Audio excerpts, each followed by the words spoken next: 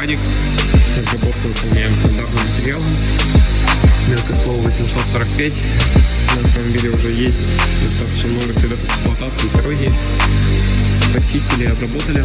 Стараемся продлить ему жизнь. Ну, а все у нас это Honda Venza. Автомобиль 2020 года. Недавно привезен к нам в Россию. Обработку выполнили также стандартными материалами. Это 845. Как волосной материал сейчас используем ТК-МЛ. Центронаполненный МЛ-состав, который предотвращает развитие коррозии внутри автомобиля. Обрабатываем, можно видеть подвеску перед зад, как внутри, так и снаружи подрамники, ну и полностью весь автомобиль.